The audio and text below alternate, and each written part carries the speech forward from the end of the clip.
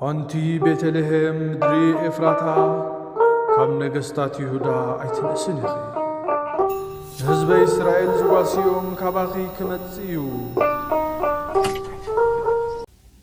عمتاو بعل سلسته تحساس انت يستقبر الليو سلسته تحساس كمتي كلنا نفطو قدس بيت كريستيان ناز مهارتنا عدينا قدسان دنجل مريم كابوبا كهن إياكم كابديا قدستهانا بحد غنبوت توليدا سلسته تحساس ناب قدس بيت كريستيان كمتا مبصعهم زاتوت الله معلتيا بزيها باتا مريم ويكا مئتاو ናይ ድንግል ማርያም ናብ ቤተ ክርስቲያን ተባሂሉ ዝጽዋዕ ማለት እዩ።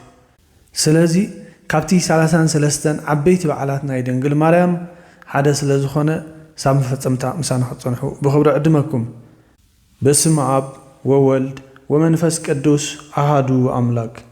ዕለት 3 ታኅሳስ በዛ ዕለት እዚያ ኣዴና ቅድስት ድንግል ማርያም ወላዲት አምላኽ 3 ዓመት ምስ ገበረት ናብ ቤተ መቕደስ ናይ ኢየሩሳሌም ዝኣተወትሉ ዕለት እዩ። ንሱ ድማ ኣዴና ቅድስት ድንግል ማርያም ጓል መብፅዓ ንእግዚአብሔር ዝተወፈየት እያ። ምኽንያቱ ከዓ ኣዴና ሃና መኻን ነበረት። ካብተን ኣንስቲ እስራኤል ከዓ ካብ ቤት እግዚአብሔር ፈልየማ ነበሩ። ብዛዕባ እዚ ከዓ ምስ ሽማግለ ኢያቄም ሰብኣያ ተሓዝን ነበረት። ናብ እግዚአብሔር ከዓ ብሩኽ ውላድ ክህቦም ብጥብዓት ጸለዩ። ቅድስት ሃና ከም ዝናበለት ንእግዚአብሔር ተመባጽዐት። እቲ እትህበን ፍረ ብኹሉ መዋዕሉ ንእግዚአብሔር ዘገልግል ክገብሮ እየ። እግዚአብሔር ከዓ ልመናኣ ሰሚዑ እዛ ብርኽትን ቅድስትን ጓል እዚኣ ሃቦም።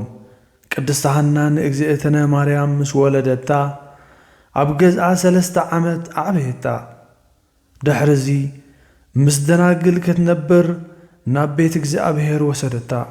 እቶም ካህናት ከዓ ተቐቢሎም ኣብ ቤተ መቕደስ ኣንበርዋ። ከምዚላ መግባ ካብ መላእኽቲ እናተመገበት ን12 ዓመት ተቐመጠት። ዮሴፍ ሕፁያ ወይ ድማ ሓላዊኣ ናብ ገዝኡ ክሳብ ዝወስዳ ኣብኡ ኣብቲ ቤተ መቕደስ ዓበየት። ድሕሪዚ እዚ ናብ ቤቱ ምስ ወሰዳ መድሓኒናን ጎይታናን ኢየሱስ ክርስቶስ ኣብ ሓዲሩ ስጋኣ ለቢሱ ምስጋና ንዕኡ ይኹን ካብ ኩለን ኣንስቲ ዝሓረያ በዓሉ እዩ። 15 ዓመት ምስ ገበረት እቶም ካህናት ንሓደ ሕዶም ተማኽሩ። ንሳ ጓል መብፅዓ እያ። ሕጂ ኣብዚ ቤተ መቕደስ ኮፍ ትበል እንተበልና እቲ ልማድ ኣንስቲ ክበፅሓ ይኽእል እዩ። ኣብኡ ክትቅመጥ ኣይትኽእልን እያ። ስለዚ ሓደ ሓላዊ ንግበረላ በሉ። ዘካርያስ ሊቀ ካህናት ከዓ ንማርያም ናባይ ኣምጽእዋ ኣብ ልባ ዘሎ ድሌታ ክሓታ በሎም። ናብኡ ምስ ኣምጽእዋ ከዓ ኣብ ቅድሚኡ ቆመት። ዘካርያስ ከዓ ኦ ማርያም ንስኺ ሕጂ ዓቢኺ ኢኺ። ሓደ ፋሪሃ እግዚአብሔር ዘለዎ ሰብ ከነሕፅየኪ ዶ ትደልዪ ኢኺ? ወይ ከዓ ኣብ ቤተ መቕደስ ተቐሚጥኪ ብኹሉ ዘመን ህይወትኪ ንእግዚአብሔር ከተገልግሊ? ንሕና ከምቲ ጽሑፍ ሕጊ ዓባኺ መጠንቀቕታ ውዕል ክንገብር ኢና። ንሱ ከዓ ንኹለን ኣንስቲ ዝበፅሐን ልማድ ክበፅሓኪ ከሎ ኣብ ዓንቀጽ ቤተ መቕደስ ከይትቐርቢ በላ። እግዝእትነ ማርያም ከዓ ከምዚ ክትብል መለሰትሎም፣ እነሆ ኣነ ኣብ ቅድሚኹም ባርያ እግዚአብሔር እየ። ኣቦ ኾነ ኣደ የብለይን። ኣብ ትሕቲቲ ቅዱስን ብሩኹን ዝስሙ እግዚአብሔር ክንዲ ኣቦይን ኣደይን ንስኻትኩም ኢኹም። ኣባይ ከዓ ከምቲ እትፈልጥዎ ትእዛዝ እግዚአብሔር ግበሩ በለቶም። እቶም ህዝብን ካህናትን ከዓ ንዘካርያስ ከም ዝበልዎ ናብ ቤት መቕደስ እቶ ናብ እግዚአብሔር ከዓ ጸሊ፣ እግዚአብሔር ዝገለጸልካ ከዓ ንማርያም ግበረላ በልዎ።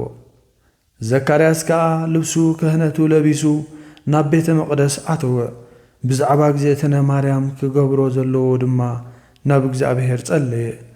መልአኽ እግዚአብሔር ከዓ ተገለጸሉ እሞ ከምዚ ከዓ በሎ፣ ኦ ዘካርያስ ውፃእ እሞ ካብ ቤት ዳዊት ዝኾኑ ኣንስቶም ዝሞተኦም ሰብኡት ኣክብ፣ ኣባትሮም ውሰድ።